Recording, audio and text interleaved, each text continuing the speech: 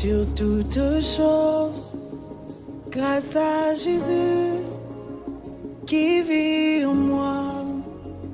De tout mon cœur, je le chantais et je le sais. Nous en avons besoin pour grandir, nous en avons besoin pour vivre les changements, nous en avons besoin pour aller au ciel, nous en avons besoin, mesdames et messieurs. Il s'agit donc de la parole de Dieu. Au commencement était la parole, tout a été créé par la parole. Et l'Éternel est tellement bon avec nous, il nous aime tellement que dans ce nouveau numéro, il nous envoie encore sa parole, cette parole qui est esprit et vie. Alors ne soyez pas distraits, ne vous laissez pas distraire par la personne qui est à votre gauche ou à votre droite. Installez-vous confortablement parce que nous voulons bien manger. Moi, j'aime bien parler de cette nourriture qui a fait que je sois tel que je suis aujourd'hui, que je devienne ce que je suis devenu aujourd'hui. C'est grâce à cette nourriture. Je parle de la parole de Dieu. Au nom de la grande équipe de ta grandeur, nous vous disons shalom, que la joie, la paix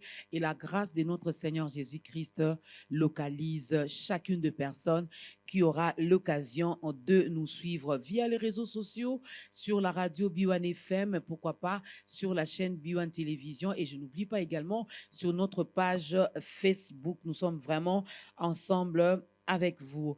Elle, ce n'est pas une première, elle est déjà passée dans ce programme. Elle nous avait énormément bénis. Si vous aviez raté son premier passage dans Ta Grandeur, allez-y sur notre chaîne YouTube Ta Grandeur, tapez Ta Grandeur avec la servante de Dieu, Nana Ngobila. Vous allez trouver le message qu'elle nous avait apporté. Ça fait déjà un an depuis qu'elle est passée ici. Et aujourd'hui, elle n'est pas venue seule. La servante de Dieu, l'évangéliste Nana Ngobila Mavungu. Voilà, c'est ça, hein, le nom complet. Elle n'est pas venue seule. Elle est de l'église Beth Eden. C'est au Canada? À côté de Toronto. Oui. Demandez-moi, je vais vous expliquer. C'est à côté de Toronto. Je connais. Et elle est accompagnée d'un homme de Dieu aussi, le pasteur Charlie Yamba de la borne à Ohio. Bienvenue, pasteur. Merci, maman. Tout va bien? Ça va par la grâce. Vous aimez Kinshasa? Bien sûr. Vous êtes congolais? Je suis congolais, un peu de pression à Kinshasa, mais ça va. Ça va. C'est bon pays. Nous, on aime bien cette pression-là. Hein? Ça nous pousse à vaquer à nos différentes occupations. Exact. Je me suis adapté déjà. Ah, mais ça c'est bien, ça c'est bien. Alors nous vous accueillons au nom de Jésus-Christ dans ce programme de Ta Grandeur. La servante de Dieu a déjà partagé son histoire d'amour avec Jésus, mais on va quand même demander à l'homme de Dieu qui n'est pas tombé du ciel, qui n'est pas un extraterrestre, qui a un parcours avec le Seigneur, qui a une histoire d'amour à nous raconter. Brièvement, pasteur Charlie, c'est quoi votre histoire d'amour avec Jésus? Je suis né dans une famille chrétienne et quand je suis né, j'ai trouvé déjà cette ambiance-là de Christ dans la famille et facilement je me suis adapté. Mais quand j'ai atteint l'âge de 12-13 ans, c'est là que j'ai accepté Jésus-Christ dans ma vie comme Seigneur et Sauveur et j'ai été baptisé. Mon église, c'est à Kasavubu, l'église GAS, Gagner les âmes pour le Seigneur. Et mon père spirituel, c'est l'apôtre Langabeti Pierre. Et c'est là que j'ai appris les ABC du ministère. Okay. C'est par lui que Dieu a posé les fondements solides dans ma vie chrétienne. Et de là, on nous a envoyés ici à Lupin. On a servi Dieu à un quartier qu'on appelle Ngomba Kikusa, quelque part. Il y a l'église Maison du Potier avec le prophète Mando. Et on a servi Dieu. Et de là, l'Église nous envoie en Afrique du Sud, à Pretoria, pour aller continuer nos études théologiques. Okay. Et là aussi, par la grâce de Dieu, on a commencé une œuvre qu'on appelle Mont Sinaï. L'œuvre qui existe jusqu'à aujourd'hui. Et elle est dirigée par l'homme de Dieu, le pasteur Pati Diba, que je salue en passant. Et de là, Dieu m'amène aux États-Unis. Wow. Aux États-Unis, je suis à Ohio, à Cincinnati, où je sers le Seigneur à la borne Cincinnati, et avec l'homme de Dieu, le pasteur Rémi Bellic, que je salue également en passant. Apparemment, vous n'avez pas connu des épines hein, dans votre parcours. Il y avait la rose, ça sentait bon, c'était facile. Des lupins en Afrique du Sud aux États-Unis, donc tout va bien. Là, maman, j'ai juste donné les grandes lignes. Je n'ai pas voulu entrer en détail. Okay. Ce n'était pas facile. Vous savez, servir Dieu, ce n'est pas facile. Comme vous disiez, s'il faut qu'on refait le monde, D'ailleurs, quand Dieu m'a appelé au début, j'hésitais. Vous savez, on dit toujours non. Des natures, je suis timide et je me disais, bon, comment moi, je peux me tenir devant les gens et parler. Et quand j'entrais dedans, waouh, c'était autre chose. C'était autre chose. Bon, je n'ai pas... Je ne vais pas entrer en fait, dans les détails, mais ce n'était pas facile. Mais sinon, il n'y a pas de regret, vous avez fait un bon choix. Avec Jésus, on ne regrette pas. Tout ce qu'on a connu comme combat, tout ce qu'on a connu comme attaque a contribué à notre croissance spirituelle et je bénis le Seigneur pour cela. Est-ce qu'on peut acclamer pour ces dieux? Il est merveilleux. Avec l'évangéliste Nanangobila, avec le pasteur Charlie Yamba, on va donc... bien à manger. Et notre thème d'aujourd'hui, c'est une question. Je me suis posé également la question de savoir pourquoi cette question dans ta grandeur. Heureusement, mes questions, les questions sont à moi et les réponses, les invités sont là pour répondre. Ne vous inquiétez de rien parce que je suis votre bouche autorisée, donc je vais poser des questions à votre place. Et celle qui va nous accompagner aujourd'hui, vous savez que dans ta grandeur, il y a la parole, il y a l'appel au salut, il y a les témoignages, mais il y a également côté chant. Et côté chant, c'est avec la servante de Dieu, l'adoratrice Rema Loseke que vous connaissez. C'est avec elle qu'on va également plonger, entrer vraiment dedans à travers les cantiques qu'elle va nous proposer. C'est parti pour la toute première chanson.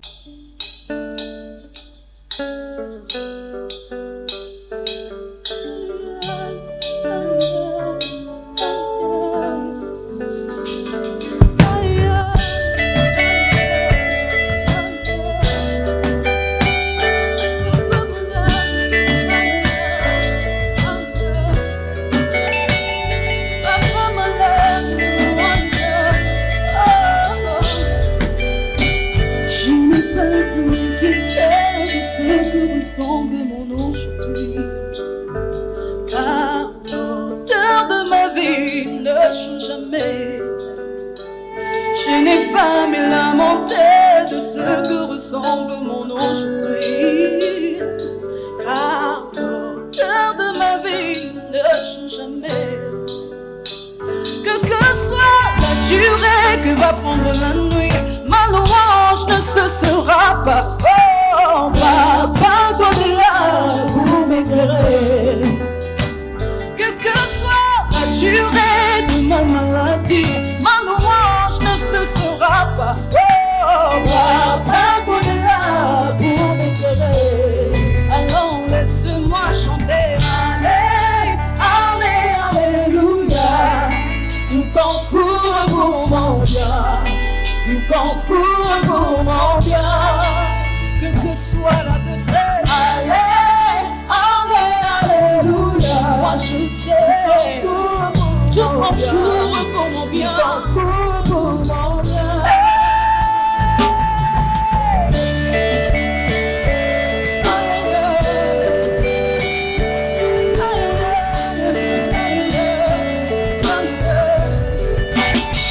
Je n'ai pas à m'inquiéter de ce que ressemble mon nom aujourd'hui, car l'auteur de ma vie ne change jamais. Je n'ai pas à me lamenter de ce que ressemble mon nom aujourd'hui, car l'auteur de ma vie ne change jamais. Quelle que soit la durée que va prendre la nuit, ma louange ne cessera pas. Oh, Papa, toi t'es là. Quelle que soit la durée de ma maladie, ma louange ne cessera pas. Oh, Papa, oh, et laisse-moi chanter. Allez, allez.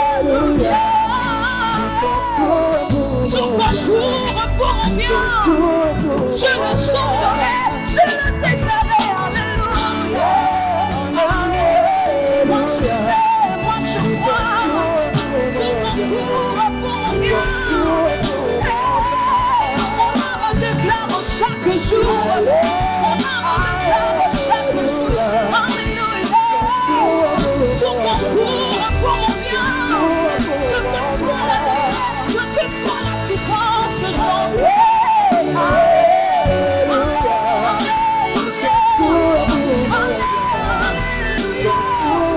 Moi je sais, mon Rédempteur est vivant. Mon Rédempteur est vivant. Moi je chanterai ton concours pour mon bien. Chaque jour, chaque nuit, moi je sais.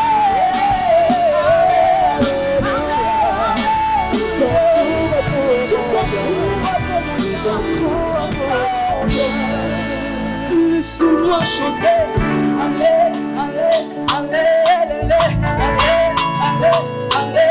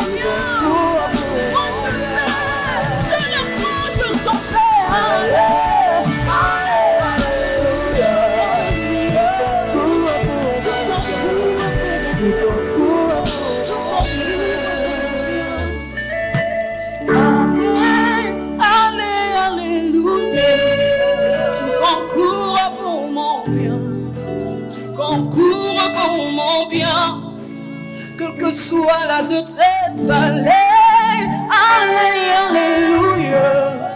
Tout concourt pour mon bien, tout concourt pour mon bien. Pour la dernière fois, chante avec moi, alléluia. Allez, allez, alléluia. Moi je sais, tout concourt pour mon bien, tout concourt pour mon bien. Mon Rédempteur est vivant. Moi je sais, il n'abandonne pas. Moi je sais, il ne délaisse pas. Moi je sais, moi je sais, moi je sais, il n'abandonne pas. Moi je sais, il ne délaisse pas. Moi je sais, il travaille pour moi. Moi je sais, son concours pour mon bien. Je le crois, j'ai l'assurance. Moi je sais, il ne délaisse pas. Moi je sais, il n'abandonne pas.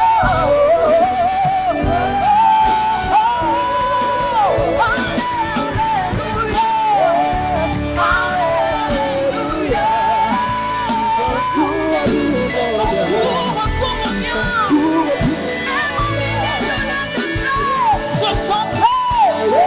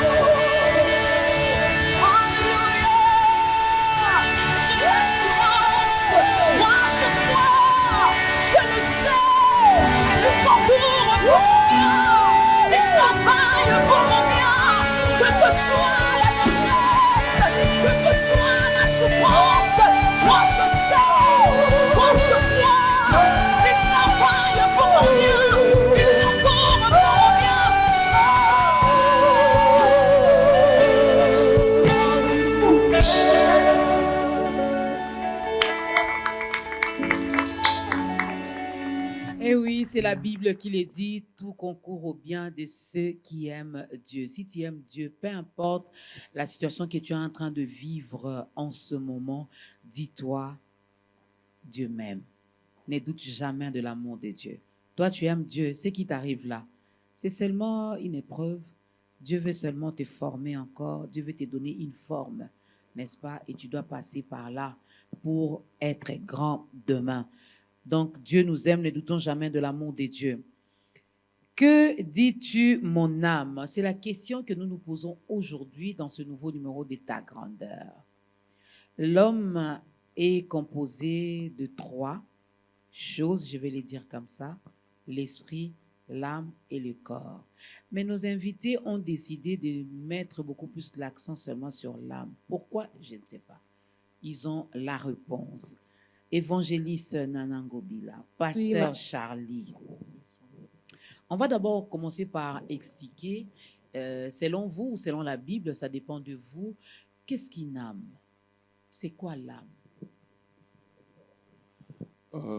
Comme vous venez de le dire, maman, le corps de l'homme est tripartite. Il y a l'esprit qui a une âme et qui habite dans un corps. Et pourquoi nous avons voulu, par la grâce de Dieu, parler de l'âme? Parce que l'âme, c'est le siège de nos émotions, sentiments et toute autre chose que nous connaissons. C'est-à-dire l'âme, c'est elle qui dirige et qui gouverne le corps humain. Vous voyez? Elle est au centre de toutes choses. Nos décisions viennent de là, nos sentiments, nos émotions viennent de là. Et l'âme, elle tire sa force, elle tire son fonctionnement de l'esprit et du corps. C'est-à-dire, il y a un combat dans le corps de l'homme. C'est-à-dire, le combat est entre l'esprit et le corps. Pourquoi il y a ce combat? C'est parce que les deux veulent prendre contrôle de l'âme. Parce que c'est elle qui gouverne et qui dirige le corps. Voyez? Alors, l'âme, voilà pourquoi la Bible nous dit dans Proverbe 4 de garder nos cœurs plus que toute autre chose, parce que d'elle viennent les sources de vie. Lorsque la Bible parle du cœur, il fait allusion à l'âme. Ça dit garde ton âme, parce que le combat qu'il y a dans ta vie, c'est parce que l'esprit veut contrôler l'âme, et le corps également veut contrôler l'âme. Parce que l'âme, elle, bien que c'est elle qui gouverne et qui dirige le corps, mais quand il y a combat entre esprit et corps, elle se tue, elle garde le silence. Elle attend le vainqueur du combat pour s'incliner. Si c'est l'esprit qui gagne les combats, l'âme se soumet aux directives et aux orientations de l'esprit. Et si c'est le corps, elle va faire la même chose. Voyez? Voilà pourquoi nous voulons toucher l'âme, parce que l'âme, c'est le volant même de l'homme, c'est le moteur, c'est le cerveau moteur des fonctionnements humains. Maman Nana, vous voulez ajouter quelque chose? Absolument. J'ai beaucoup aimé l'intervention de pasteur Charlie. Donc, l'âme est capitale. Et j'aime bien la version dont il vient de parler dans Proverbe 4, 21, qui dit « Garde ton cœur plus que toute autre chose ». Il y a d'autres versions qui disent « Surveille ton âme ». Garde, donc tu dois vraiment faire un effort. Nous parlons souvent du corps, maman Dorcas. Nous faisons beaucoup de choses pour notre corps. Régime, être belle, être beau. Beaucoup de force que nous donnons à notre corps. Et nous avons compris qu'en vérité, dans l'homme, c'est l'esprit. Et nous passons des moments dans la présence de Dieu. Nous retrouvons notre identité, mais nous passons peu de temps à penser à notre âme, à l'état de notre âme. J'aime dans 3 Jean, chapitre 1, verset 2. Tu connais le verset, un verset formidable. Je souhaite que tu prospères à tous égards. Comme prospère l'état de ton âme. Donc, on dit tout égard, mais qui est relié à l'âme. L'âme est vitale. On doit vraiment en prendre soin. On doit la garder, on doit la conserver, on doit la nourrir, on doit la chérir. Et elle nous aide à balancer le corps et l'esprit. Quand il y a l'équilibre, la gloire de Dieu descend. On peut avancer, on peut entrer dans notre destinée. Waouh. Je croyais même qu'ils allaient acclamer. Des fois, on parle, on comprend ici, dans la Bible, il y a d'autres parties qui parlent du cœur. Il faut toujours faire attention. Donc, quand on parle du cœur, ce n'est pas souvent les cœurs ici, avec lesquels nous respirons, qui battent. Non, c'est l'âme. c'est l'âme. Il faut faire attention. Alors, comme texte de référence, nous avons déjà 3 Jean, ce passage biblique que tout lecteur de la Bible connaît. 3 Jean 1, chapitre 1, le verset 2. Mais on aura également Jérémie, chapitre 6, le verset 16. Alors, y a-t-il une différence entre l'âme, la conscience et l'esprit? Déjà, entre l'âme et l'esprit, on a compris. Mais entre l'âme et la conscience, est-ce qu'il y a une différence? Je pourrais dire quelque chose. Notre thème est celui-ci. Que dis-tu, mon âme? Ce qui veut dire que l'âme parle. L'âme a une voix. L'âme résonne.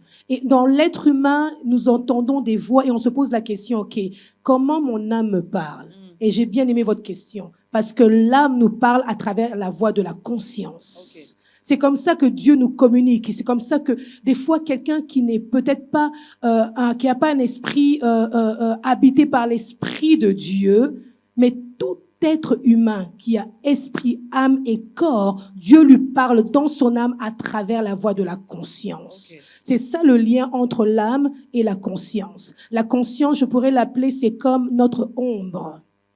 Quand tu marches, tu ne peux jamais te séparer de ton ombre. C'est ça ce que je voulais dire. Pasteur? C'est un peu ce que Maman Nana vient de dire. Dieu nous parle et l'âme nous parle par notre conscience. Voyez? Alors, la conscience, comme a dit Maman Nana, parle. Et lorsqu'on est sensible, connecté à l'esprit, et nous pouvons facilement comprendre et capter le message que Dieu nous parle par la conscience. En fait, il n'y a pas vraiment une grande différence. Même entre l'âme et l'esprit, il n'y a pas vraiment une grande différence. C'est si nous entrons dans l'esprit que nous pouvons comprendre qu'il y a une petite différence. Dieu utilise notre conscience pour nous parler. Il passe par la conscience et il parle à notre âme. Donc, c'est un peu ça, s'il faut ajouter ça. Que dis-tu, mon âme? C'est la question. Je ne sais pas qui pose cette question, Maman Nana. Qui pose cette question? Je me pose la question. Que dis-tu, mon âme? Nous sommes dans un monde où nous pouvons même voir, les réseaux sociaux nous parlent tellement. L'homme est impacté par ce qu'il voit, par ce qu'il ressent dans son histoire, n'est-ce pas? Donc, on est tellement occupé, tellement pris. Et le Seigneur le sait, mais l'ennemi aussi le sait. C'est pour ça qu'il occupe notre pensée. Alors, j'aime David qui dit « Mon âme bénit l'Éternel ». Donc, l'homme est appelé à parler à son âme. Au lieu que nous puissions seulement diriger notre âme d'une certaine manière, laisser notre âme dans les... Parce qu'on a dit que c'est le siège des émotions, n'est-ce pas? Les sièges des émotions, le siège de nos pensées, de nos sentiments. Ça nous aide parce que ça nous pousse de l'avant. Mais ces mêmes sentiments, j'aime toujours dire dans le mot sentiment, souvent ce que tu sens peut te mentir. Okay. Je dis toujours que les émotions, nous sommes un peuple de Dieu, nous sommes toujours appelés à aller de l'avant, mouvement, motion. Mais quand tu ne fais pas attention, tes émotions peuvent tuer ton onction. Donc, c'est capital de s'asseoir devant un miroir, de regarder son âme. Mon âme, tu es affligée. Et il dit, mon âme, pourquoi t'as battu au-dedans de moi? Donc, mon âme, que dis-tu? Je pose la question à mon âme, parce que je veux rappeler mon âme à suivre le bon chemin. Pasteur Charlie. Et, l'âme, comme je l'ai dit, subit l'impression de l'esprit et du corps. Voyez? Alors, ce combat-là, c'est un combat permanent, dans l'objectif de prendre contrôle de l'âme. Alors, l'âme, elle, comme je viens de le dire, ne participe pas vraiment à ce combat, mais lui, il observe et il attend les vainqueurs du combat. Alors, c'est un combat très fort et très lourd. Mais le combat, comme les conséquences du combat, tombent dans l'âme. Et voilà pourquoi nous voyons l'homme, des fois, il ne sait pas se contrôler, il ne sait pas ce qu'il fait. Pourquoi? Parce qu'il subit la pression du corps ou soit de l'esprit. Voyez? Alors, l'esprit, lui, lorsqu'il gagne ses combats, c'est comme David qui dit dans Psaume 104, il ordonne à son âme maintenant de louer l'Éternel. Pourquoi? Parce que ça, c'est un esprit qui vient de vaincre les combats contre le corps. Okay. Et quand l'esprit va ou gagne ses combats, l'âme maintenant va se soumettre. Et c'est ce que David a dit. Il a dit, toi mon âme maintenant, loue l'Éternel. Comme pour dire, donne-moi maintenant les désirs pour marcher selon la volonté de Dieu. Maintenant, là, tu n'as plus raison de me donner les choses négatives. Voyez, maintenant que j'ai gagné, j'ai pris le contrôle du corps humain, toi, tu vas me donner les sentiments qui vont m'aider à aimer l'Éternel, à marcher dans la sanctification, dans la crainte de Dieu, de prier, de jeûner, de chercher Dieu. Voyez, et en ce moment-là, l'âme, maintenant, c'est sans obliger parce qu'elle n'a pas de choix, elle n'a pas une autre alternative, il n'a pas une autre option, elle se soumet et elle donne à l'homme tout ce qu'il faut. C'est ce qui fait même, parce que moi je prends plus cette question sur l'aspect spirituel, c'est ce qui fait que maintenant la personne grandisse. C'est ce qui aide la personne à grandir dans les choses de Dieu, dans la prière, dans la sanctification, dans la crainte de Dieu. Pourquoi? Parce que l'esprit a gagné, a pris contrôle maintenant du combat. Avec les comportements, avec les attitudes, avec tout ce que nous voyons, là, je reste vraiment à l'église. Hein, je reste à l'église, je reste entre nous, enfants de Dieu. Nous voyons également certains comportements qui, des fois, nous choquent, qui, des fois, nous blessent. Il y en a même qui ont abandonné leur foi par rapport à ce qu'ils ont vu et entendu au niveau de l'église. Est-ce que je peux définir, Maman Nana, je peux définir, Pasteur Charlie, définir l'état de son âme par rapport à ce que je vois. On voit des chrétiens qui volent. Comment vous expliquez ça? On voit des chrétiens qui sont dans l'adultère, dans l'impudicité. On voit même les chrétiens qui sont encore sorciers. Absolument. Marc 7, versets 20 à 23 nous parle que ce n'est pas ce qui est dans l'homme qui souille l'homme. Donc, dans nos pensées, ce que vous voyez à l'extérieur n'est que le fruit de ce qui est à l'intérieur. Okay. Alors, nous sommes en train de parler dans l'Église. C'est pour ça que le Seigneur nous demande que quand nous acceptons Christ, nous devons mourir à nous-mêmes. Tant que je suis encore pleinement Nana et que tu me parles, tu me dis, Maman Dorcas, tu me parles, je ne suis pas contente, mon Nana se réveille en moi. Mon âme se réveille en moi et le corps, ma chair, ma colère se réveille. Nous serons incapables d'aller de l'avant. C'est pour ça que la Bible nous dit, efforcez-vous. C'est un combat de tous les jours. Nous sommes dans le royaume. Et j'aime toujours le dire, dans ce royaume, il y a une règle qui prime. C'est la règle de l'amour. On doit se surpasser. Et c'est vrai que c'est désolant de voir aujourd'hui dans l'église des frères et des hommes. Maman, on voit même des gens s'empoisonner dans l'église. Incapables de pouvoir partir après un endroit comme ci, de pouvoir manger ensemble. Des fois, on est même empoisonné avec le micro. On part où? N'oubliez pas de regarder toujours l'horloge. Nous sommes dans les temps de la fin. Ne nous étonnons pas. Mais nous, en tant que chrétiens, en tant que chaque personne, nourrissons notre âme. Faisons grandir la stature parfaite de Christ en nous. Surmontons le mal par le bien. Ça ne sera pas facile. Franchement, la question, elle est vraiment pertinente. Vous savez, maman, lorsque nous acceptons Jésus-Christ comme Seigneur et Sauveur, nous devons prendre conscience d'une chose, que dès que nous commençons la nouvelle vie avec Jésus, nous faisons face à un combat de tous les jours. Alors, comme je l'ai dit, ce combat-là, c'est entre l'esprit et le corps. Parce que l'esprit t'attire vers les choses spirituelles, mais le corps qui est attaché au monde t'attire vers les choses de la chair. Parlant du monde, nous voyons les diables, parce que la Bible dit que le monde est sous la puissance du diable. Alors, quand on est chrétien, nous devons vraiment prendre conscience de cela et chercher à armer notre esprit, parce que c'est un combat. Il faut chercher à armer ton esprit, que l'esprit soit fort et capable de vaincre le corps. C'est alors que tu donneras ou tu marcheras selon la pensée de Dieu et tu seras le reflet de Jésus-Christ. Et c'est alors qu'on peut t'appeler chrétien, vous voyez?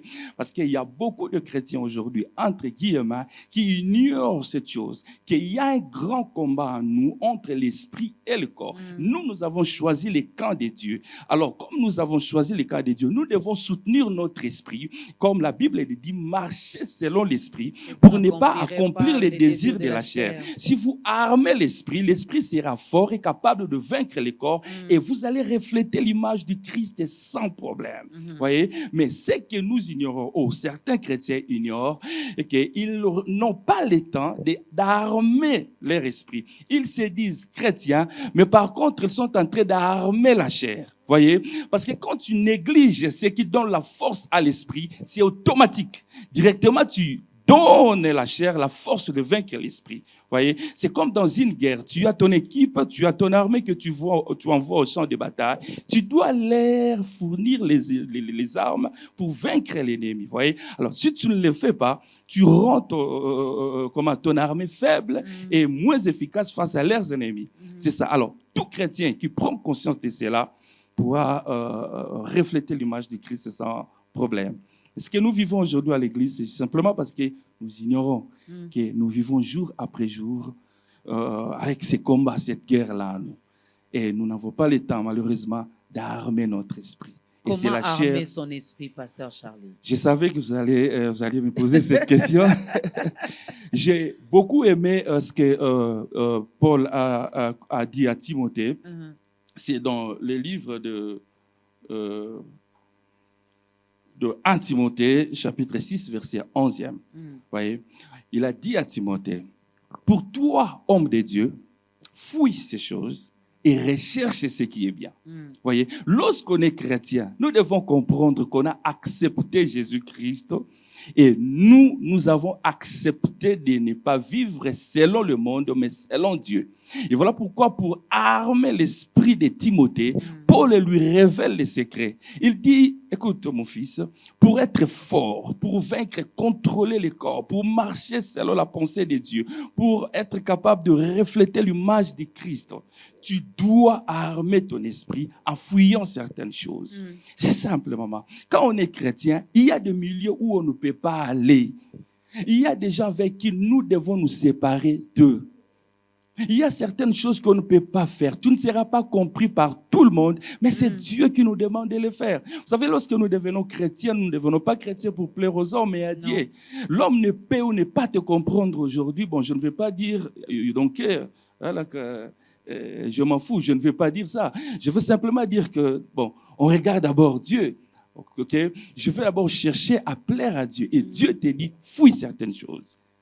Paul a dit à Timothée, fouille certaines choses, fouille certains milieux, recherche maintenant. C'est-à-dire que cela soit ta vie de chaque jour. Recherche ce qui est bien. En recherchant ce qui est bien, tu armeras ton esprit. Ton esprit sera fort et facilement tu peux vaincre les désirs de la chair. Parce que quand tu recherches ce qui est bien, tu passeras ton temps dans la prière, tu passeras ton temps à la méditation de la parole, tu auras le temps de jeûner et toutes ces choses, quand tu le mets ensemble, la crainte de Dieu, tu ne la forceras pas. Et quand tu vas marcher dans la crainte de Dieu, la chair n'aura plus de l'impact sur toi, mais ton esprit aura de l'impact sur la chair. Ce ne sera plus la chair qui va te conduire, mais maintenant, toi, tu vas conduire ta chair.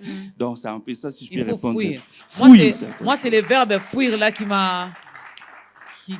a attiré mon attention parce que c'est un pasteur qui parle. Hein. Mais eux-mêmes n'ont pas l'art de fuir. Lorsque ça arrive, là, ils restent là et puis ils s'y mettent à parler en langue. Et puis après, on se retrouve dedans. Bon, maman, le verbe fuir là, c'est la Bible, c'est Dieu qui nous demande de fuir. C'est l'apôtre Paul qui a parlé. Donc nous devons fuir. Nous devons éviter. Nous ne devons plus fréquenter certains milieux. C'est un pasteur qui a parlé. Oui, maman. Qui a appuyé la parole de l'apôtre Paul. Oui, si tu veux mais dire eux-mêmes là, ne fuient pas, maman Nana. Je ne suis pas encore au niveau des mamans. Je suis encore au niveau des papas. Non, nous fuyons. Je prends l'exemple de Joseph, par exemple. Le scandale est venu sans sa volonté. Voyez? Alors, là, on ne peut pas dire qu'il n'a pas fui. Il a fui. Le scandale est venu. Voyez? Il y a certains scandales qui vous surprennent. Voyez? Vous n'avez pas ça dans l'idée, vous n'avez pas planifié, mais ça vous surprend. Et quand vous fuyez, les gens peuvent interpréter parce qu'on a arrêté Joseph. On l'a emprisonné, mais il était innocent. Voyez? Le scandale l'a surpris. C'est pas tout ce qui tombe dans les scandales le planifient ou ils ont réellement tombé. Voyez? Ça peut arriver, tu fuis, mais les gens restent avec la photo qu'ils ont vue et c'est fini. Voyez? Donc, nous fuyons, maman. Il faut fuir. Amen. Là où il faut fuir, là, il faut fuir. Il faut faut pas bien parler en langue, il faut fuir. Il faut fuir, maman. Hein, maman Nana. Il ne faut pas s'y retrouver. Ce qui fait la différence de quelqu'un qui connaît sa vie, de quelqu'un qui connaît son identité, tu peux être rempli du Saint-Esprit, connaître tous les versets de la Bible, tu peux les cracher comme le feu. Mais si tu ne sais pas te discipliner, Mm.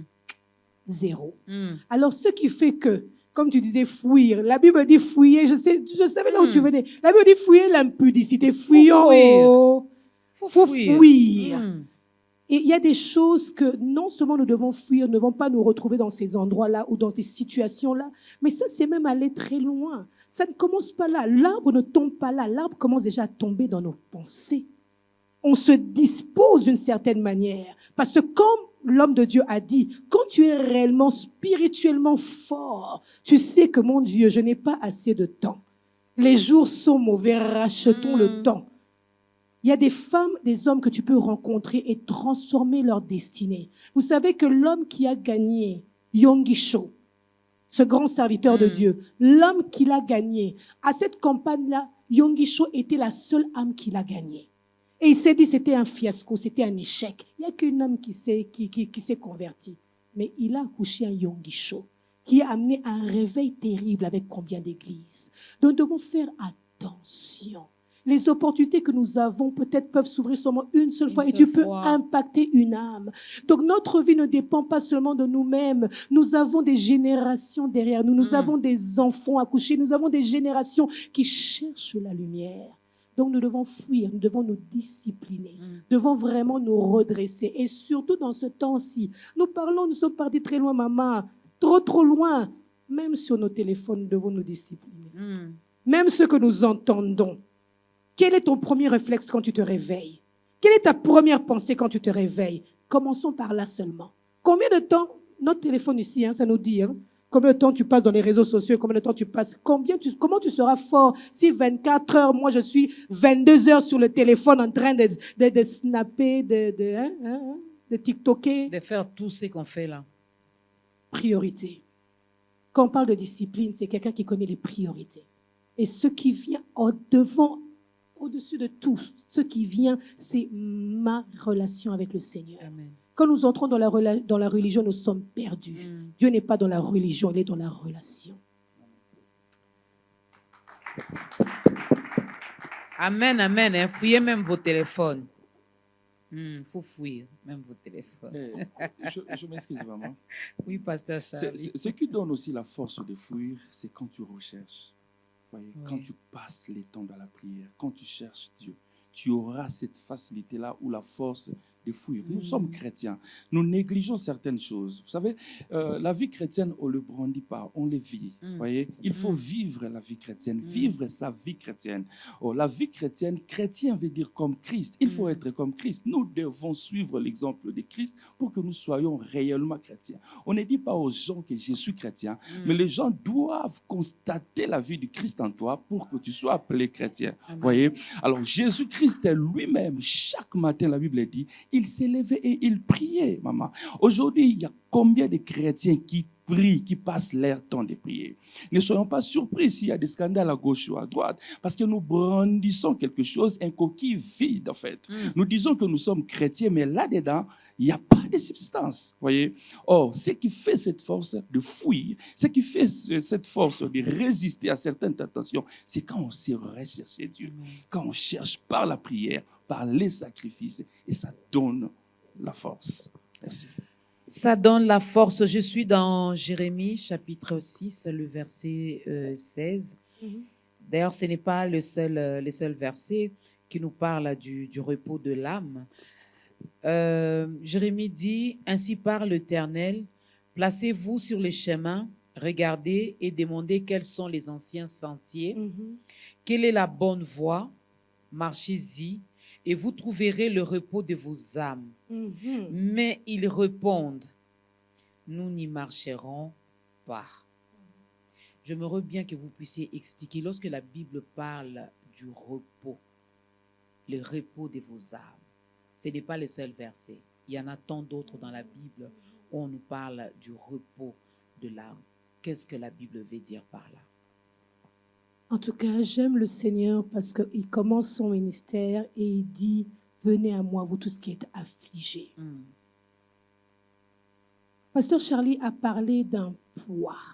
Et quand il parle d'un poids, il parle d'un fardeau. Ça me ramène, il y a des générations, il y a des années, où le peuple d'Israël était sous un poids.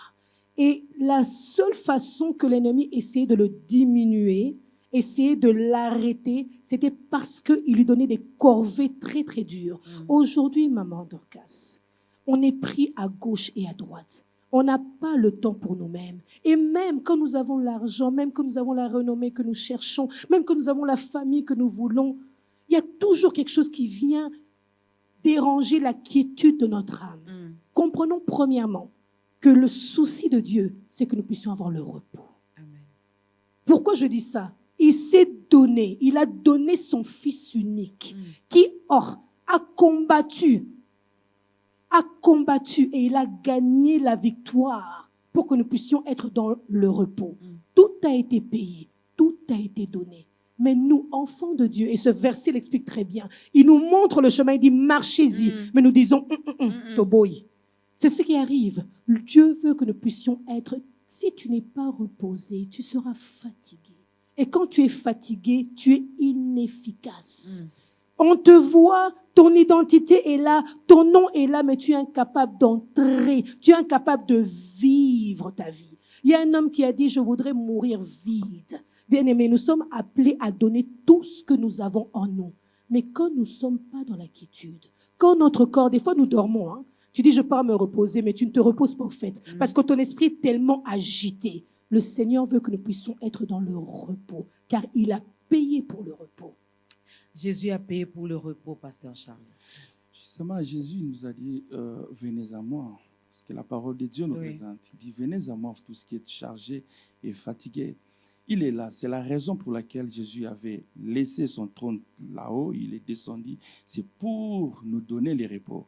L'homme était dans les tourments. L'homme était dans les troubles. L'homme ne savait pas où mettre le pied. Vous voyez, il vacillait comme par tout vent qui soufflait à gauche et à droite. Et voyant cela, Dieu a envoyé son Fils. Jésus a accepté de descendre sur la terre pour justement nous donner cette paix. Vous voyez, comme je l'ai dit, l'âme, c'est le siège de toute chose.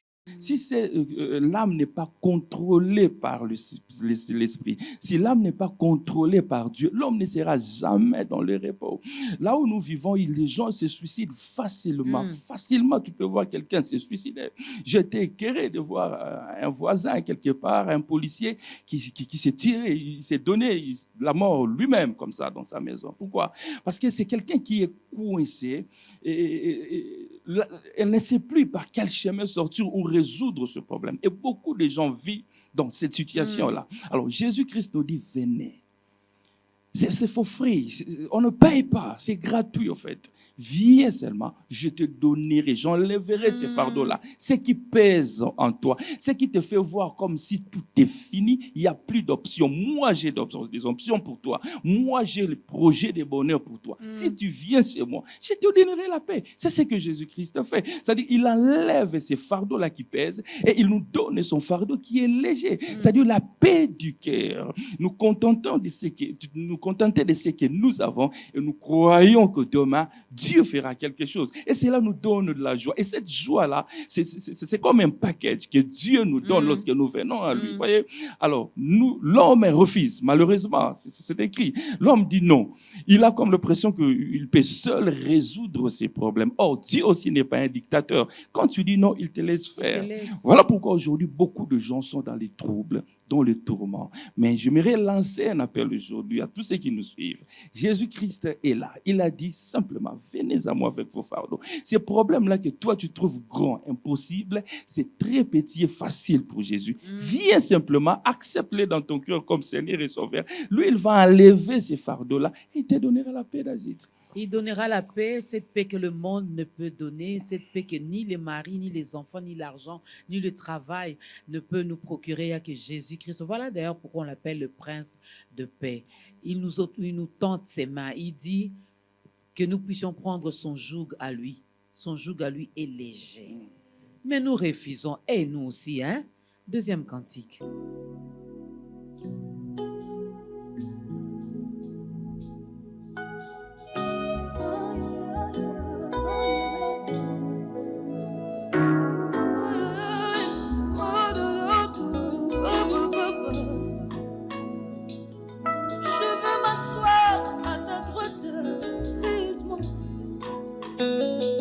Je veux vivre Jésus, oh, brise-moi. Je veux aller vers le ciel, brise-moi. Je veux vivre ta gloire, Jésus, oh, brise-moi. Oh, oh, oh, oh, oh, oh. Aïe, aïe, aïe, oh, oh, oh, oh, oh. Yeah. Brise la force du moi qui combat mon âme et t'empêche d'ouvrir en moi. Brise l'orgueil dans mon cœur qui se lève parmi mes frères et m'empêche, oh mon Jésus, d'être leur serviteur. Brise l'égoïsme dans mon cœur qui s'est élevé comme un mur et rempli du souci du monde qui m'empêche de dire aux autres. Ôte la pression de la colère qui me justifie moi-même et m'empêche, oh mon Jésus, d'accomplir ta justice. Si je suis ce que je suis, c'est le cœur par ta grâce. Aide-moi, je t'en supplie, à élever toujours ton nom. Éloigne, oh Seigneur Jésus, les attractions de ce monde qui me mettent hors de la course. Je me retrouve en arrière. Brise la force du moi qui combat mon âme et t'empêche. Oh, brise, brise-moi, brise, Yahweh, oh, brise, brise-moi, je veux aller au ciel, mais brise-moi, brise. Je veux te ressembler, mais brise-moi. La force du péché, c'est moi-même. La force du péché, c'est moi-même. Je veux aller au ciel, mais brise-moi. Je veux te ressembler, mais brise-moi.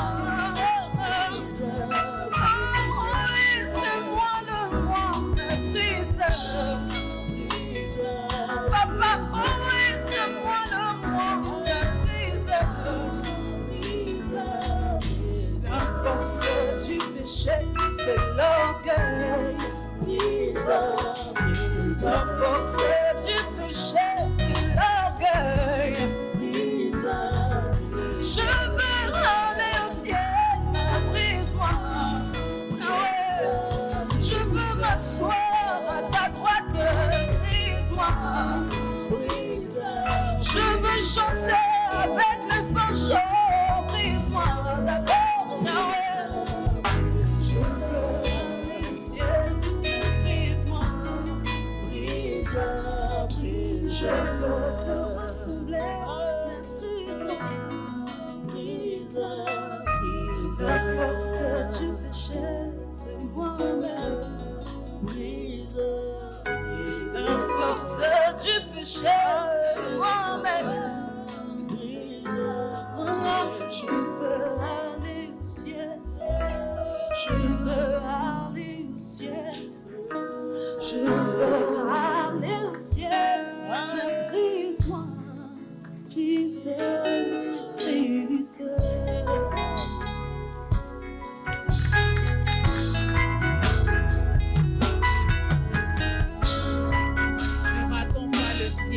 À cause de l'orgueil, ne ratons pas le ciel. À cause de l'impudicité, ne ratons pas le ciel. À cause de toutes ces choses, la Bible dit, cherchons premièrement le royaume des cieux et sa justice, et le reste nous sera donné. Par-dessus tout, le reste, là, c'est le matabis, le voyage, les enfants, le mariage. Faut pas courir derrière le mariage parce que ça peut t'amener en enfer. Faut courir derrière Jésus, n'est-ce pas? et le reste nous sera donc donné. Que dis-tu, mon âme? C'est la question que nous nous sommes posée, que nous posons, que nombreux d'entre nous également se posent, Maman Nana. Comment arriver à écouter mon âme? Il y a combat entre l'esprit et le corps. L'un d'eux remporte ce combat. Comment arriver à écouter mon âme? Très, très bonne question. Pendant qu'on se pose cette question, comment faire pour écouter mon âme, je pense à un homme. Un homme qui a été vraiment, vraiment défié, si je pourrais dire. La vie est faite des épreuves, la vie est faite des combats, mais au-dessus de tout, la vie est belle, Amen. car Jésus-Christ est vivant. Lors du déluge, il était assis sur son trône. Même quand nous pleurons, il est sur son trône. Dieu parle tantôt d'une manière, tantôt d'une autre. Mais dans la manière dont le Seigneur nous parle, comment l'écouter? Je vois cet homme qui était un homme que Dieu lui-même appréciait. Et il a beaucoup parlé à son âme. Il a beaucoup combattu dans son âme. Comment écouter Dieu dans son âme? Dieu nous parle à travers les situations. Dieu nous fait une lecture à travers notre histoire. Mais encore au-delà de tout, Dieu nous parle à travers sa parole. La parole vient et c'est comme une semence que nous devons cultiver en nous. Nous avons dit que oui, la voix de l'âme, c'est la conscience, mais cette conscience doit être nourrie. Amen. Elle est nourrie par tant de choses. C'est pour ça des personnes qui se disent « Ah, moi, dans ma vie, j'ai échoué. » Ils regardent sa situation, ils voient l'échec. Ils regardent sa vie, ils voient l'échec. Et ce qu'il a en lui, c'est il n'y a rien de bon. Ça produit un bébé qui est la mort. Mais il y a des personnes qui, en dépit de leur situation, ils sont capables d'écouter la voix du maître et ils sont capables de s'asseoir au pied du maître. Donc, la voix par excellence pour entendre Dieu nous parler à travers l'âme, c'est la parole. Amen. Et je vais vous parler de cet homme, je vous dis que cet homme, je le regarde, il s'est posé beaucoup de questions. Job. Job a été frappé d'une manière, maman, toi et moi, vraiment, nous ne pouvons même pas nous comparer. Il a tout perdu. Il a perdu ses ressources, il a perdu ses enfants, il a perdu sa fierté, il a perdu sa santé. Et quelque part, il a un peu perdu sa femme aussi, qui ne voulait pas l'accompagner. Et il est sur le poids, comme le serviteur de Dieu nous l'a dit, que c'est un combat entre le corps et l'esprit. À un moment, il a même commencé à dire « Je maudis le jour que je suis né, sous le poids ». Mais après un moment, en rentrant jusqu'à un moment où les voisins, ses amis sont venus lui parler, ça n'a pas marché. Il est entré en procès. Dieu lui-même a commencé à lui parler. Et quand il a vaincu ce combat, à la fin, il est capable de dire, oui, mon oreille avait entendu parler de toi, mais maintenant, mon œil te voit. Devons apprendre à être sensibles, à faire la lecture des événements, à entendre notre âme, à l'entendre, mais quand notre âme nous amène à gauche, prenons par la puissance du Saint-Esprit le pouvoir de le redresser et de dire que toi, ton chemin, c'est le chemin de la vie, c'est le chemin de la vérité. Parce que bien aimé, laissez-moi vous dire, on est condamné au succès. Amen. Ah, il n'y a rien que Dieu fait à peu près. Les hommes font des choses à peu près. On s'essaye des fois. Mais notre Dieu, c'est le Dieu de l'excellence. Aujourd'hui, ça a échoué. Dis-toi, demain, ça va marcher. Amen. Une autre clé, c'est de nourrir notre pensée. Quand nous parlons de l'âme, souvent nous parlons des émotions, nous parlons des sentiments, mais dans l'âme, il y a la volonté. Dans l'âme, il y a la pensée. Proverbe 23, verset 7, je crois, nous le dit, que tels nous sommes, telles nos pensées. Donc l'âme, dans l'âme, il y a la pensée, mais comment nourris-tu ta pensée? Dieu te parle.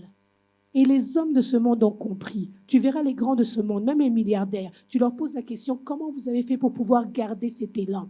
Ils ont ce qu'on appelle le changement de mentalité, your mindset. Qu'est-ce que tu nourris dans tes pensées? Tes pensées, quand elles sont bien nourries, bien aimé, ça te donne l'envol. Tes pensées, quand elles sont bien nourries, on peut parler vraiment de le vol de l'aigle qui monte et qui continue à monter malgré la pression de dehors. L'homme est ce qu'il pense. Qu'est-ce que tu penses de ta vie? Qu'est-ce que tu penses de toi? Si tu t'es dit toi-même que j'ai déjà échoué, tu continueras à échouer. Nous, là, avec Jésus, on n'échoue pas. Amen. On va de gloire en gloire. Amen. Aujourd'hui, ça n'a pas marché. Demain, ça marchera parce que Dieu n'échoue pas. Pasteur Charlie. Comme a dit l'évangéliste Nana, on écoute l'âme par la parole de Dieu. Et quand on prend le temps avec Dieu, on est sérieux, concentré avec Dieu, on peut écouter son âme. Et Dieu peut passer par ton âme, comme je l'ai dit, pour te parler et te donner des directives et orientations. Mais tu peux aussi écouter ton âme par une personne interposée. Dieu peut utiliser un serviteur de Dieu pour te parler de la part du Seigneur, c'est-à-dire t'interpréter ce qui se passe dans ton âme. C'est-à-dire ce que Dieu a déposé dans ton âme pour ta destinée. Nous connaissons avec Samuel, bien sûr. Il était dans les temples, il écoute la voix. Il s'agissait là de sa destinée, mais incapable d'entendre, de saisir. Mais par les pères qui étaient Élie, les sacrificateurs Élie, Dieu lui parle, Dieu lui donne des directives. C'est-à-dire, il ne comprenait pas qui m'appelle. Et Élie a compris, écoute, ce n'est pas moi. Élie a compris, ça c'est le cri de l'âme, c'est Dieu qui appelle. Vas-y, rentre là-bas. Si tu entends ta voix, cette fois encore, dis simplement, mais voici Seigneur, et parle. Voyez. Alors, par une personne interposée, parce que ce n'est pas facile pour que tout le monde soit peut-être capable de saisir la pensée de Dieu par les âmes.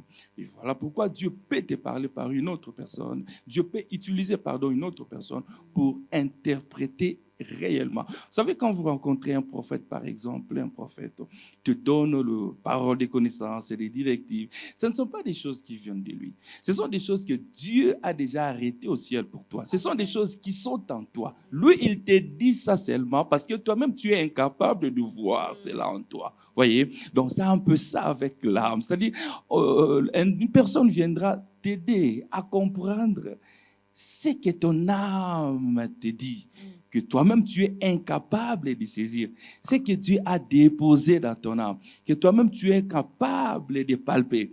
Et c'est comme ça, Dieu peut te parler par une personne interposée, Dieu peut te parler aussi par sa parole. Par sa parole. Alors, je reviens sur ce que le pasteur Charlie avait dit. Maman Nana avait également ajouté quelque chose là-dessus, sur le poids. Ici, j'aimerais bien parler un peu de ces fidèles, de ces brebis qui se sentent fatigués, qui ont tellement encaissé, mais qui ne savent pas à qui se confier. Or, la Bible nous demande de nous confier à vous. Confiez-vous à mes serviteurs, à mes serviteurs, pardon. Mais de nos jours, nous, les brebis, nous, les enfants de Dieu, nous qui sommes vos fils spirituels, on a du mal à vous faire confiance parce que je viens me confier chez Maman Nana. Demain, dans sa prédication, c'est ma vie que Maman Nana va prêcher. C'est de moi qu'elle va parler. Elle va échanger. Elle va parler à son mari. Papa va parler à son ami. Et puis voilà. Alors, voilà, les gens maintenant se renferment. Les gens n'ont plus confiance, non pas seulement en eux-mêmes, mais aussi envers les serviteurs de Dieu. D'où l'exemple même de ces policiers qui s'est suicidé. Il y en a qui meurent avec leur poids parce qu'ils n'ont plus confiance. Quoi faire? C'est le temps de remettre les pendules à l'heure. Quand vous travaillez dans un gouvernement, vous êtes affecté à la présidence. Il y a ce qu'on appelle les secrets d'État. Tu y entres, tu meurs avec.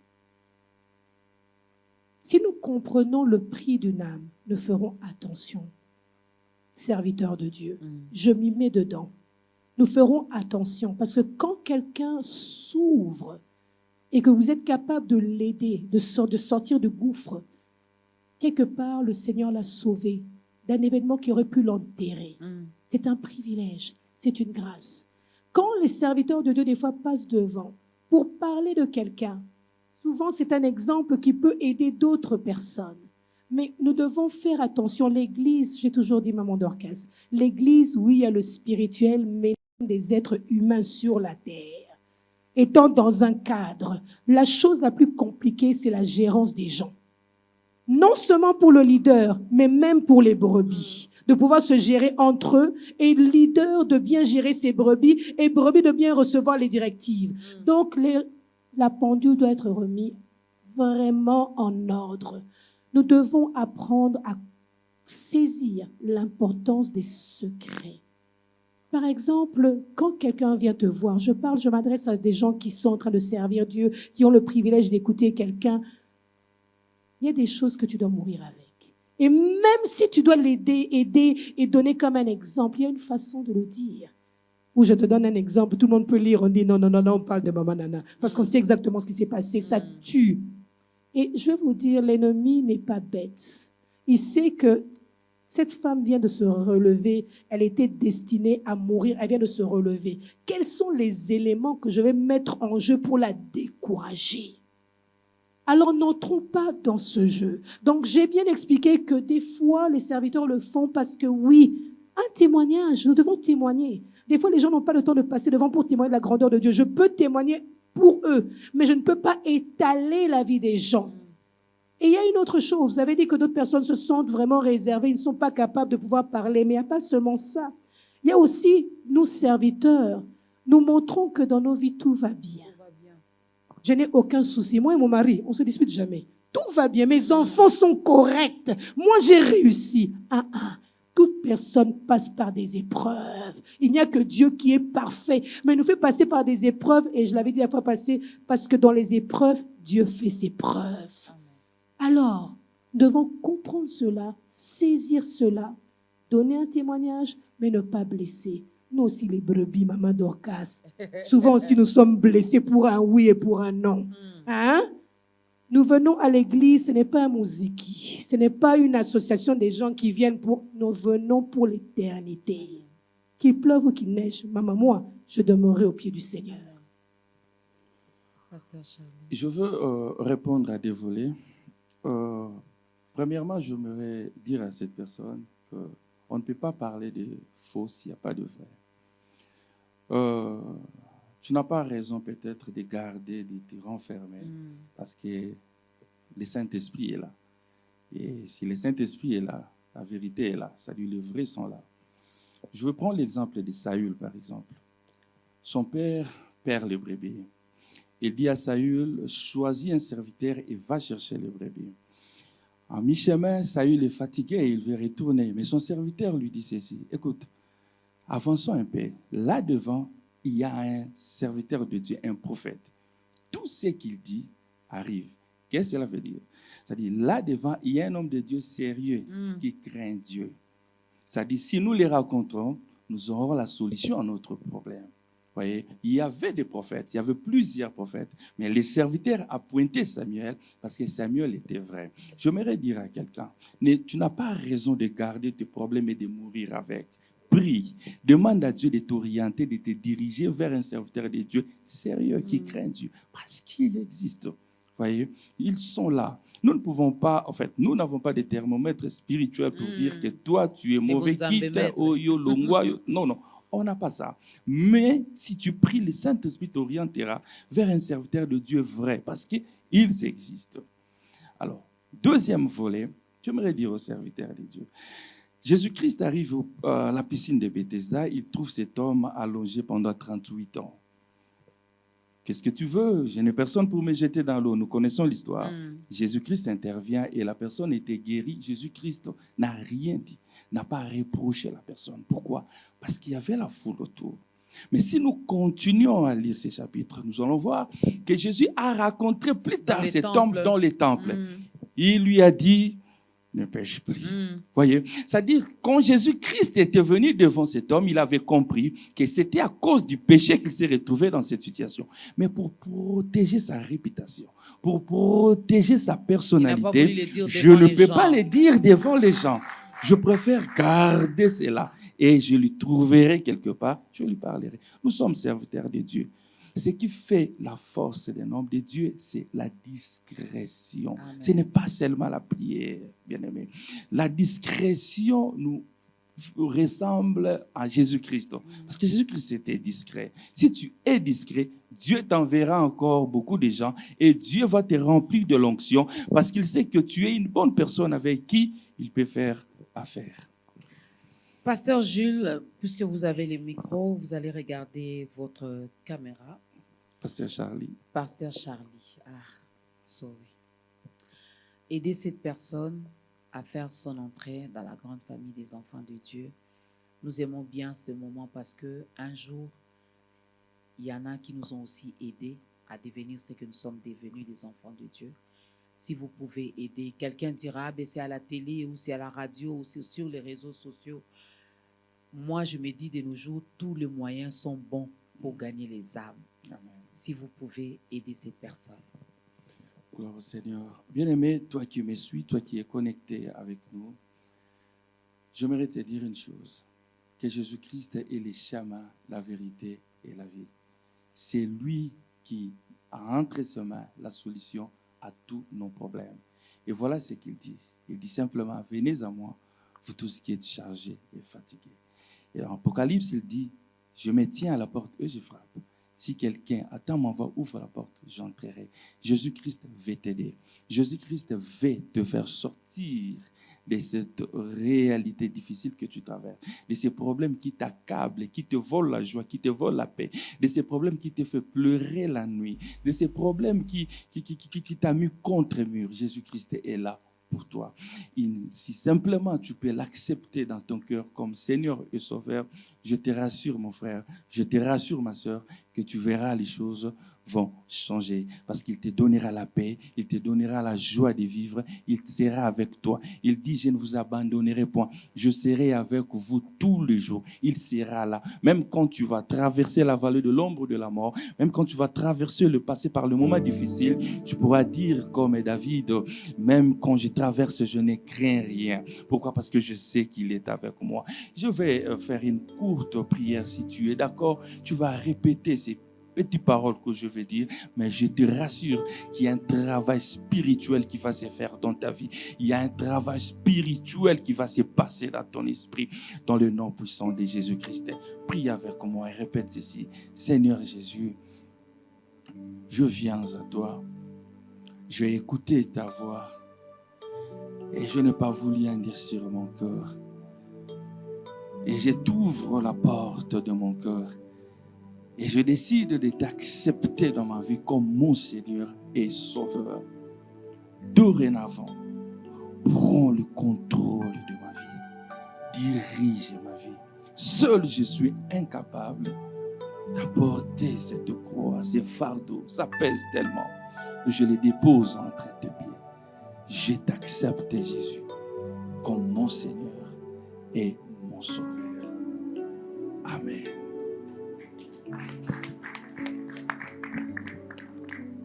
Bienvenue dans la grande famille des enfants de Dieu. Si tu n'as pas une église d'attache, il y a notre numéro qui t'affiche au bas de l'écran. On pourra toutefois t'orienter vers une église où on te prêchera que Jésus, on ne va pas t'envoyer là, on va te donner de l'eau salée pour que tu te laves le matin, à midi, le soir. Non, là, on va te prêcher l'évangile, là, on va te présenter la personne de Jésus-Christ, car nous sommes sauvés pour sauver.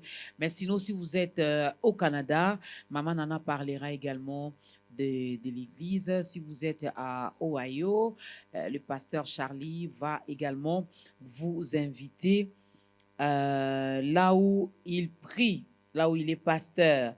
Alors, qu'est-ce que nous pouvons retenir? J'ai vu également David dans la Bible. Ici, nous avons appris à écouter l'âme, mais David aussi parlait à son âme. Il a dit, mon âme, bénis l'Éternel et n'oublie aucun de ses bienfaits. Quand est-ce que je dois parler à mon âme? Quand j'ai vu un miracle? Quand Dieu intervient dans ma vie, c'est en ce moment-là que je dois parler, ou c'est à tout moment, même quand je pleure, même quand je suis triste? Je pense que nous devons parler à notre âme à tout moment. Dans les psaumes, nous voyons à plusieurs reprises David en train de prier et même d'autres versets. Par exemple, quand on dit « Mon âme a soif de l'Éternel ». Et des fois, nous devons inciter notre âme. Non seulement nous devons l'écouter, mais nous devons parler à notre âme, parce qu'en parlant à notre âme, nous nous rappelons de la vérité, qui est la parole de Dieu. Ce que j'aime, c'est que nous sommes entourés des réalités qui nous submergent, des réalités qui nous emportent. Mais ce qui est au-dessus des réalités que nous vivons, c'est la vérité qui est Christ lui-même. Nous devons écouter notre âme, nous devons parler à notre âme et dire, comme vous venez de dire, mon âme bénit, il oblige son âme à bénir l'Éternel. Et comme je vous disais, ce qui peut faire de nous des femmes et des hommes qui vont continuer à aller de l'avant, c'est quand nous changeons et nous chargeons notre mindset, notre pensée. Et quand je parle de charger notre pensée, c'est de toujours marcher avec cet instrument, cet outil, cette arme que j'aime beaucoup. C'est la foi. Nourrissons notre cœur de la foi. Nous ne sommes pas des gens qui ont commencé pour abandonner. Notre Dieu n'abandonne jamais. J'aime l'appeler le Dieu des œuvres achevées. Parce qu'il est alpha et oméga. Et étant comme lui, nous devons marcher dans cette pensée-là. Donc oui, nous devons non seulement écouter notre âme, mais parler à notre âme, charger notre âme, soutenir notre âme en écoutant sa parole et en déclarant ce que sa parole dit que nous sommes. Pasteur Charles. J'aime Job. Job passe par des moments très difficiles et sa femme vient lui dire insulte Dieu seulement et meurt. Et la réponse de Job m'a toujours fait du bien. Il a dit, nous recevons de Dieu ce qui est bien. Alors nous ne pouvons pas recevoir de lui les choses qui nous dérangent un peu. C'est-à-dire, quelles que soient les circonstances, toi, mon âme, tu dois rester fidèle au Seigneur. Tu dois louer Dieu. Tu dois dire merci au Seigneur. C'est à tout moment, sans exception, que nous pouvons dire à notre âme de louer et de bénir le Seigneur, quelles que soient les circonstances. Dans mon introduction, vous m'avez posé une question. Et vous avez dit, est-ce que tu n'as pas connu des épines dans ta marche chrétienne et consort? Si, j'ai connu des épines. Si, je suis passé par des moments difficiles. Mais à ce temps-là, je ne pouvais peut-être pas comprendre. Mais maintenant, là, je comprends que c'était une école. Dieu me travaillait sans que je le sache. Et aujourd'hui, je comprends que c'était pour mon bien. Et j'aimerais dire à ce bien-aimé, même quand tu passes par des moments difficiles, ne dis pas encore non, ne freine pas encore, n'abandonne pas encore, comme a dit maman, ne lâche pas encore. Des fois, Dieu travaille sans que tu le saches. Dieu, c'est un Dieu très discret. Même dans les moments difficiles, lui, il travaille. Donc, à tout moment, nous devons demander à nos âmes de louer Dieu, parce que toutes choses concourent au bien de ceux qui aiment Dieu. Mais j'aime bien cette conclusion. Maman Nana, comment faire pour vous contacter? C'est quoi le programme également de l'église Beth Eden, c'est ça? Donc, je suis membre de l'église Beth Eden, évangéliste là-bas. Notre pasteur, notre visionnaire, c'est le docteur Gilbert Kiena. Nous avons une branche au Canada et nous avons plusieurs branches ici. Et j'ai aussi une plateforme qu'on appelle Crée ton bonheur. J'ai compris dans la vie que la clé du bonheur, on ne peut pas la laisser à nos frères, à nos sœurs, à nos amis. Non, non, non, non. Dieu nous remet à nous-mêmes la clé du bonheur. Donc, au Lingite Salamokilinayo, crée ton bonheur. Et vous pouvez me retrouver sur YouTube quand vous cliquez Crée ton bonheur, Nana Ngobila, sur Facebook, sur TikTok, Crée ton bonheur, vous me retrouvez. Et vous pouvez aussi m'écrire Ngobila 1974 @icloud.com ou bien namav@live.ca. Je ne donne pas mon numéro de téléphone cette fois-ci. Non, elle ne donne pas son numéro de téléphone, mais en tout cas, elle est sur les réseaux sociaux. Hein, les gens qui utilisent les réseaux sociaux pour évangéliser. Amena. Pas pour faire n'importe quoi, maman Nana. Donc, vous tapez seulement « Crée ton bonheur ». Moi, j'ai ma clé de mon bonheur. Je n'attends pas que toi, tu crées le bonheur pour moi. Sinon, je risque d'avoir le mot de tête. Moi-même, là, j'ai créé mon bonheur. Pasteur Jules, Charlie. Oh, Jules, là, il vient d'où, mon Dieu? Pasteur Charlie. Oui, merci. Nous sommes là-bas à Cincinnati, à Ohio. Et pour ceux qui connaissent la ville, c'est la deuxième ville de Ohio, après Columbus, qui est notre capitale. Et nous sommes sur la grande avenue Dixie Highway. Pour ceux qui connaissent, le quartier, c'est Fairfield. Ce n'est pas loin des McDonald's. Si vous passez par là, vous verrez un McDonald's quelque part. Et nous sommes juste à un complexe d'en face. Il y a un grand hôtel qu'on appelle Receptions. Nous sommes juste close, c'est-à-dire près de Reception. Nous nous réunissons chaque dimanche de 10h à 12h. Comme a dit Maman Nana, j'ai aussi une plateforme qu'on appelle Mountain of Prayer, c'est-à-dire la montagne de prière. Et nous prions chaque mercredi et samedi de 23h à minuit. Jusque-là, nous sommes que sur Zoom. Alors, Et comment faire pour vous contacter? Maman Nana, au moins, on sait, c'est facile. mon numéro de téléphone, c'est +1 513 364 01 38. C'était en anglais, hein? C'était en anglais, oui, j'ai j'ai compris. français. Ça, j'ai compris qu'il voulait le dire en anglais, alors il prenait du temps parce qu'il doit le... Voilà. Au moins, le numéro est passé. Moi, je vous dis merci. Vraiment, merci de nous bénir. Merci, maman. On a compris que nous devons vraiment garder notre âme, garder notre cœur, parce que de lui provient les sources de la vie. Que personne ne vienne nous tourmenter, que personne ne vienne détourner notre regard. On garde nos regards fixés vers l'Éternel. Et ce matin, je méditais sur Hébreu 13, le 8e verset. Dans le 8e verset, nous parle de Jésus-Christ qui est le même hier, aujourd'hui. Mais avant cela, quelque part, Dieu m'a dit, et il voulait dire aussi, qui ne te laissera pas, qui ne t'abandonnera point. Continuons à faire confiance en Dieu. Merci, Maman Nana. À chaque fois qu'elle est à Kinshasa, elle passe et elle nous bénit. Amen. Merci, Pasteur Charlie. C'est à moi de vous remercier, maman. Merci beaucoup. Merci à la grande équipe de Ta Grandeur. Merci également à la sœur Rema Loseke qui nous a donc amené encore, rapproché encore du trône de la grâce de Dieu. Un grand merci à vous, fidèles téléspectateurs de Ta Grandeur. Nous remercions ces dieux qui ne cessent de nous faire du bien à travers ses serviteurs parce que c'est lui qui les choisit et c'est lui qui les envoie. On a demandé à Dieu, ce programme t'appartient, choisis et envoie-nous tes serviteurs pour que les âmes soient sauvées et c'est ce qu'il continue de faire. L'année prochaine, Ta Grandeur va totaliser 10 ans. Commencez déjà à vous préparer. 10 ans jour pour jour par la grâce de Dieu, on n'a pas rediffusé l'émission. On a chaque semaine un nouveau numéro de Ta Grandeur. C'est pas facile. C'est Dieu qui les fait. Nous là, on dort paisiblement et lui s'occupe de son œuvre, n'est-ce pas? Donc si je viens frapper à votre porte là, 10 ans, ça s'est fait, 10 ans. Donc il ne faut pas fermer vos portes. Au moment d'occasion, je viens encore demander. Et demander, on vous donnera. Je viendrai demander. Alléluia. Merci, sœur Rema Loseke. Lèvons-nous, lèvons-nous. Pasteur Charlie va clôturer ce moment avec une courte prière et nous allons danser pour la gloire de notre Dieu.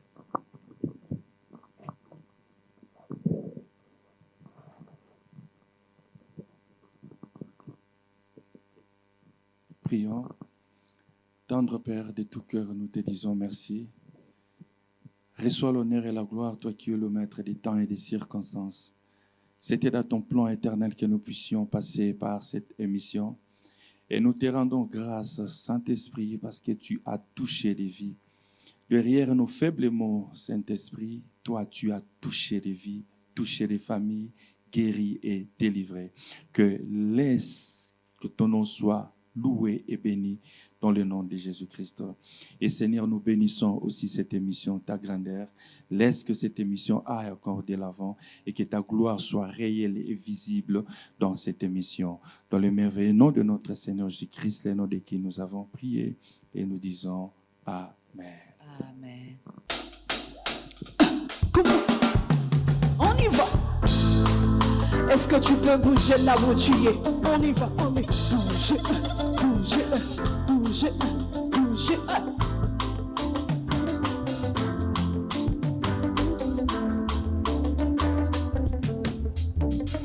Témoigner pour nous nous ensemble. Piani kiona kwani nikoleo. Minani ni Mungu anikumbuke. Mimi ni nani kufanya nitazame? Asali ya mingi, mimi nashuhudia. Koleka ya mingi, ili nishangaza. Sema asali ya mingi, mimi nashuhudia. Koleka ya mingi, ili nishangaza. Yeah, yeah, yeah. Nuoshe zongela yo, yeah, yeah.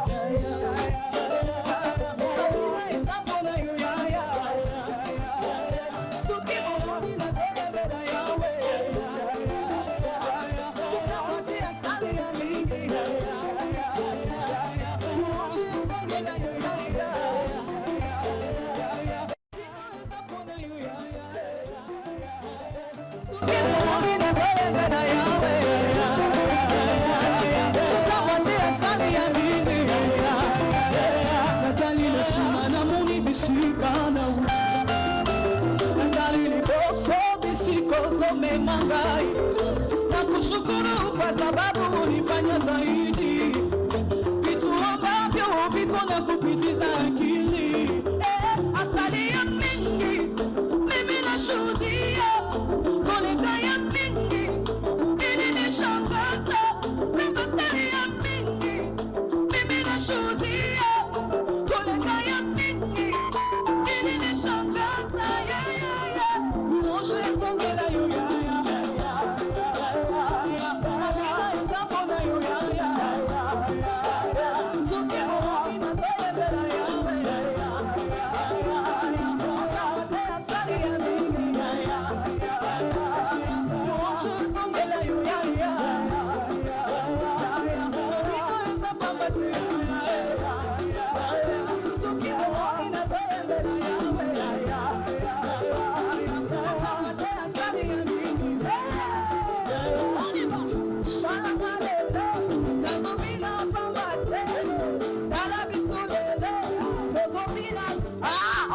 Allez,